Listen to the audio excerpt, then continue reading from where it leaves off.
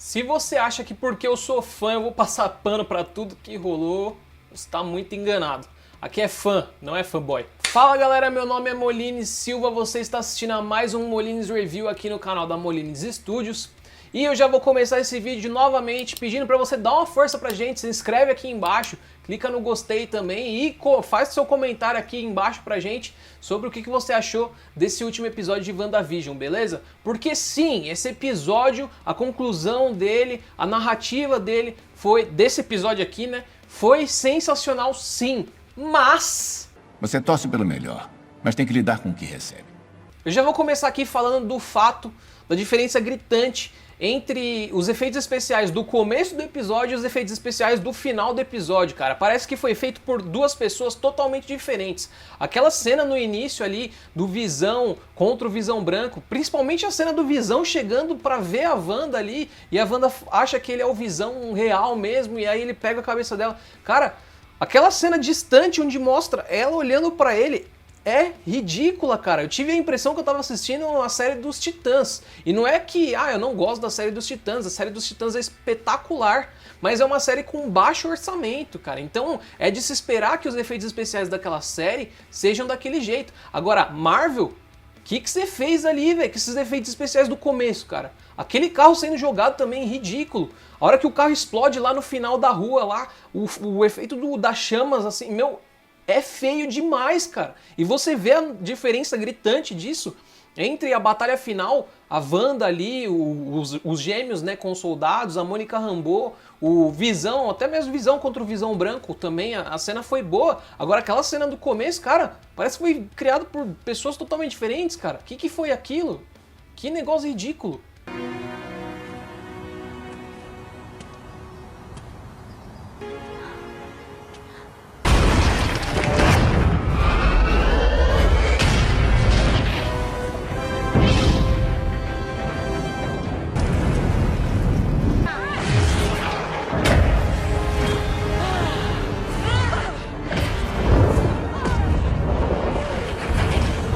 Agora vamos falar da luta do Visão contra o Visão Branco, tá? Aquela luta foi sensacional, apesar de que eu achei muito rápida, foi muito rápida mesmo, esperava alguma coisa bem mais, mas é de se esperar, porque os únicos poderes do Visão ali, ele pode soltar o raio pela joia da mente, ele pode ficar intangível, ele tem super força, ele voa e tal, mas não tinha nada mais além disso para ser explorado ali nos poderes dele. Então, era de se esperar que aquela luta fosse rápida mesmo. Mas a conclusão daquela luta foi espetacular, velho. Toda aquela situação do navio de Teseu ali, e eles conversando, e aí o Visão devolve as memórias, né? Devolve... Claro que não foi junto com os sentimentos que ele tinha através daquelas memórias, mas ele devolve as memórias ali pro Visão Branco, né? E aí o Visão Branco fala, nossa, eu sou o Visão, e aí ele some. Foi sensacional, cara. E por que ele sumiu ali? Porque a partir daquele momento ele está passando por uma crise de identidade. Ele sabe que ele tem programado dentro dele que ele precisa matar a Wanda, que ele precisa destruir o Rex, matar o Visão, mas ali, quando é devolvidas as memórias para ele, esse algoritmo que está cadastrado, digamos assim, nele, né, entra em conflito com essas memórias, sabe? Então ele fica meio que sem saber o que fazer ali. Mas toda aquela conclusão, cara, foi fenomenal. Eu sou o Visão.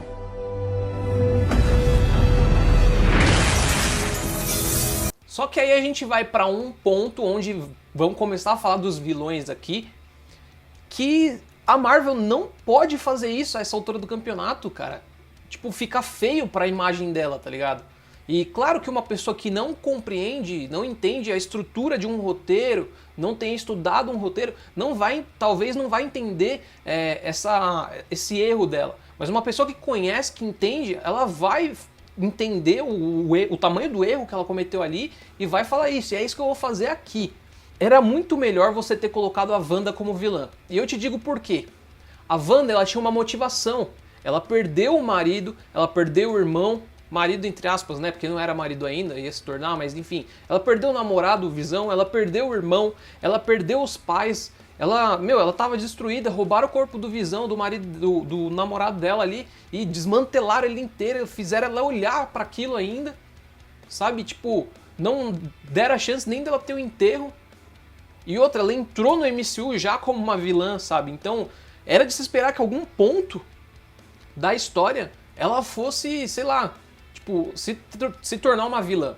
E eu não queria isso, eu não queria que ela virasse uma vilã. Mas por que eu tô dizendo isso? Compara as motivações da Wanda com as motivações da Agnes, que é a vilã da série. A Agnes simplesmente não tem motivação. Ela é uma vilã que quer buscar mais poder para se tornar uma vilã mais forte. A Marvel nunca fez isso, cara. Eu não me recordo de um filme onde ela tenha colocado um vilão ali simplesmente, ele é vilão e pronto, tá ligado? Não existe isso num roteiro bem feito. Isso daí é o clichê do vilão de antigamente, sabe? Tipo, o cara só é vilão e pronto. Não existe isso, cara. Então, por isso eu acho que, apesar de eu não querer, não tivesse querido que isso acontecesse, teria sido muito melhor a Wanda ser a vilã da série. Porque pelo menos ela tinha uma motivação concisa ali. Mas aí a gente bate num outro ponto que eu já tinha falado nos episódios anteriores. Que é, existe sim alguém por trás. E você que tava dizendo aí, não tem Mephisto na série, não tem Pesadelo na série, foi a Agnes o tempo todo. Tipo, martelando aquilo lá que a Agnes já tinha falado naquela musiquinha lá do episódio 7, se eu não me engano. Quem te bagunçou tudo aqui foi a que tem mais ninguém. Existe alguém por trás. Existe. Você se recorda, no episódio, tem um momento em que a Wanda ali tá brigando com a Agnes, né? E ela vira pra Wanda e fala, você não sabe o que você fez. Logo em seguida elas vão pro chão e lá, antes da Wanda transformar a Agnes na vizinha enxerida novamente, a Agnes vira pra ela e fala, você vai precisar de ajuda da minha parte, você vai precisar da minha ajuda.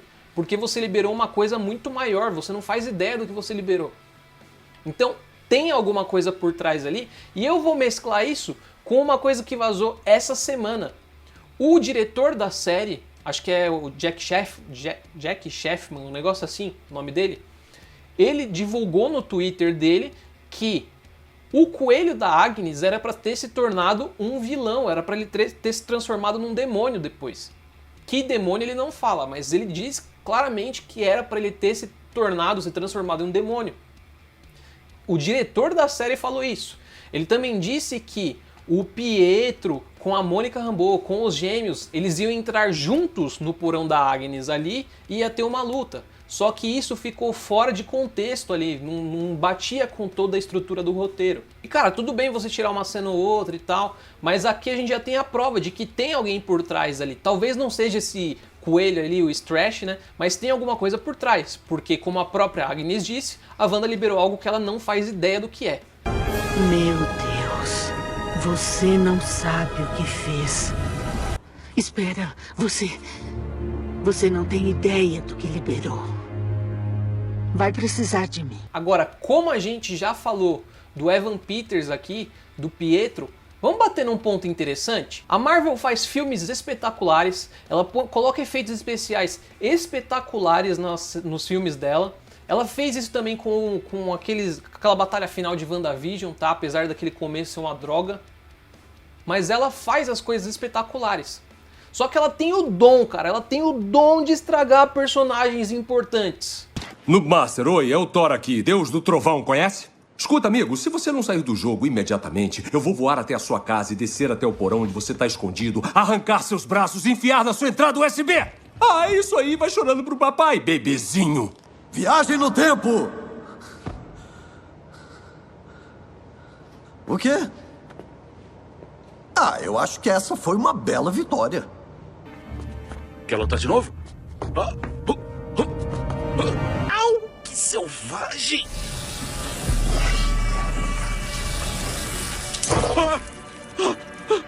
Meu Deus, por favor, poupa minha vida. O Evan Peters, ele não precisava ser realmente o Pietro. Ele entrou ali na série como o Pietro, mas não tinha importância se ele não fosse, tá ligado? Mas ele tinha que, pelo menos, ser alguém importante. E não. Ele é o Ralph, tudo bem, o Ralph poderia ser alguém importante, só que o Ralph é só um ator que a Agnes tá ali controlando ele. Cara, que desperdício de ator, cara. Você coloca, pega um ator que é caro, porque o Evan Peters não é barato pra pagar o salário dele, tá? Você bota ele na série ali, sei lá, nenhum episódio só pra levantar a expectativa do fã, pra no final você chegar e falar, pronto, foi só isso, a participação dele foi só uma participação especial, tchau agora.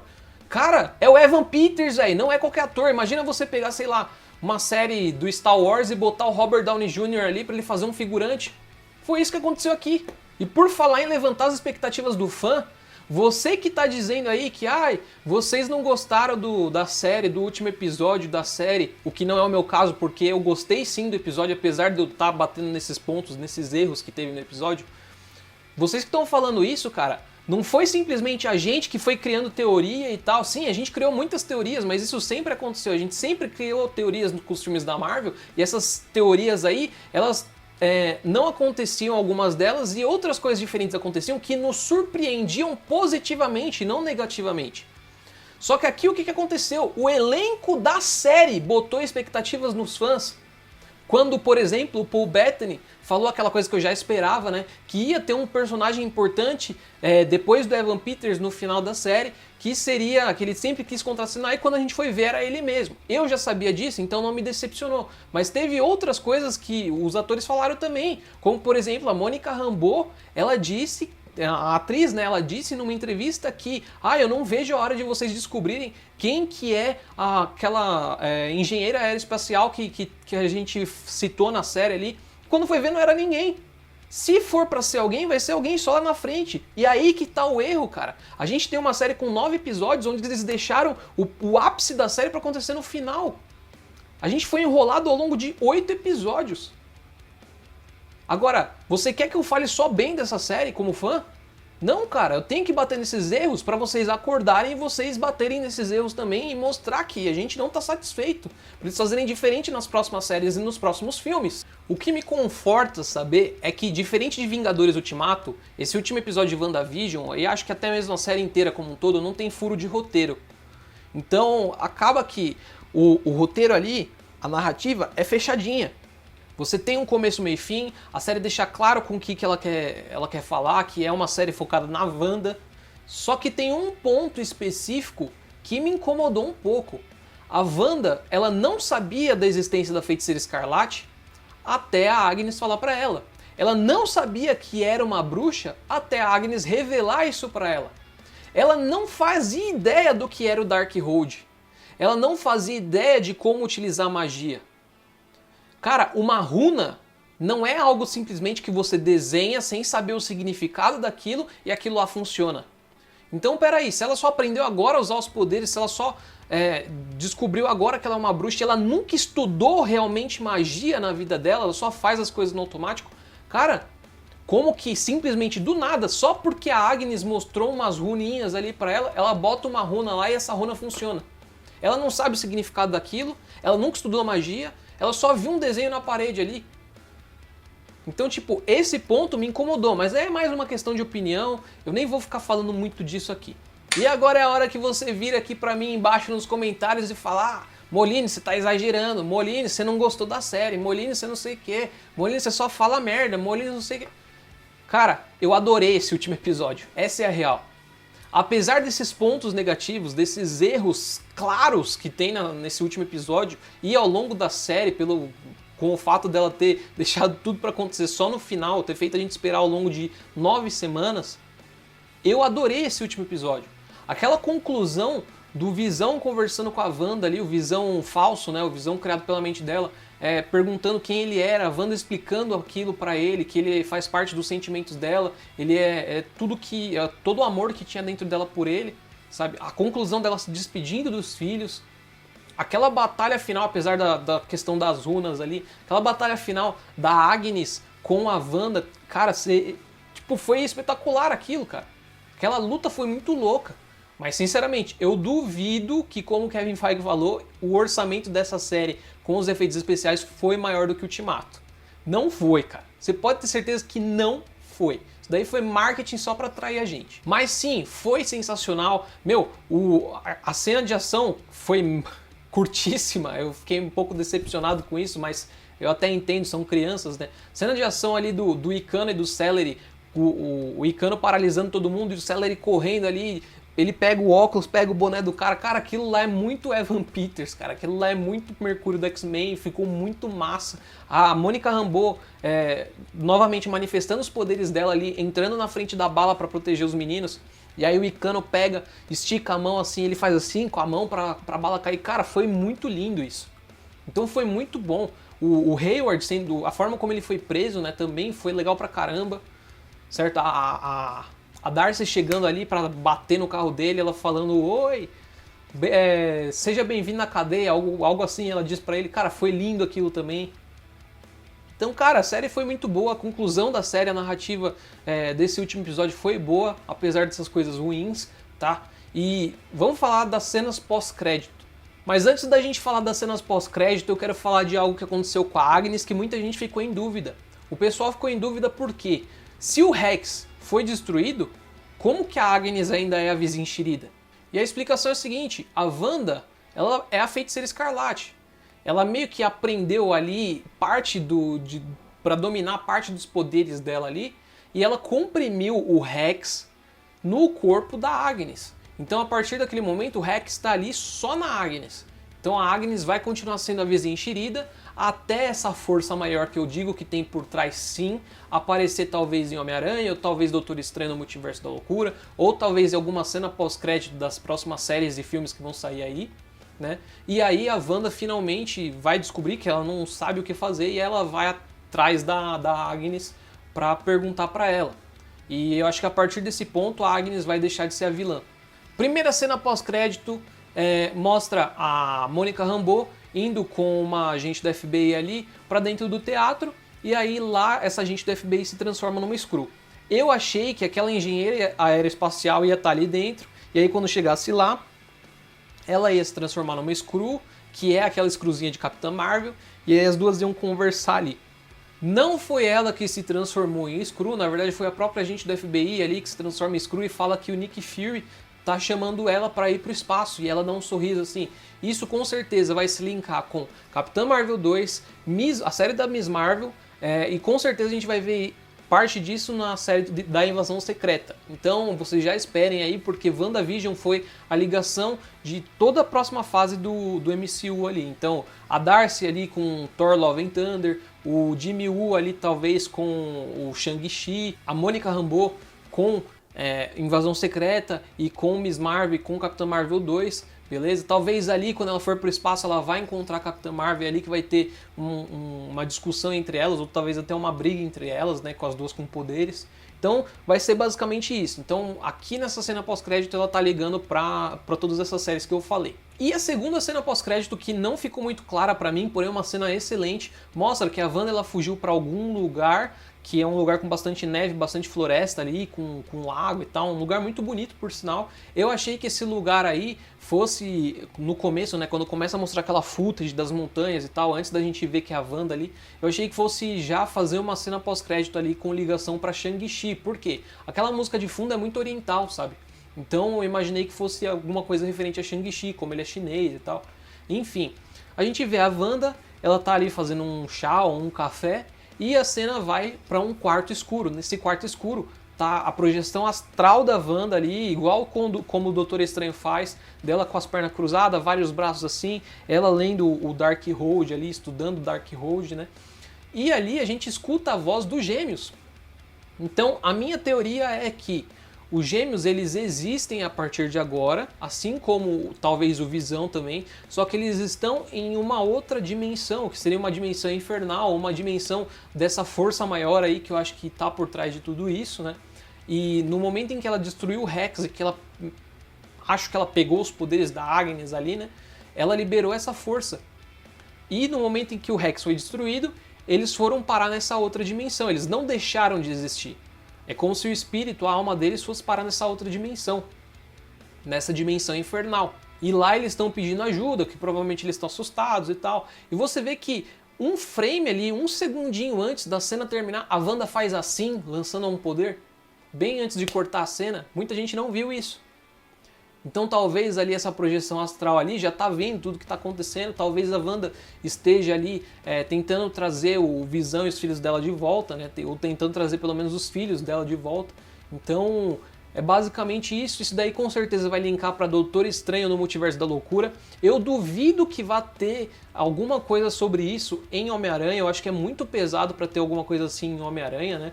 Falando sobre outra dimensão e tal. Vai ter multiverso em Homem-Aranha, mas não dessa forma, tá? Não acredito que seja assim. E por falar em multiverso, cara, a gente não teve multiverso em WandaVision. O Kevin Feige tinha dito que a gente teria... WandaVision ia ser o início do multiverso, né? Que a gente teria... a série WandaVision se trataria de multiverso e não foi isso que aconteceu. Basicamente ali a gente só tem o Rex ali, que não é um outro universo. É o Westview, só que transformado de uma outra forma.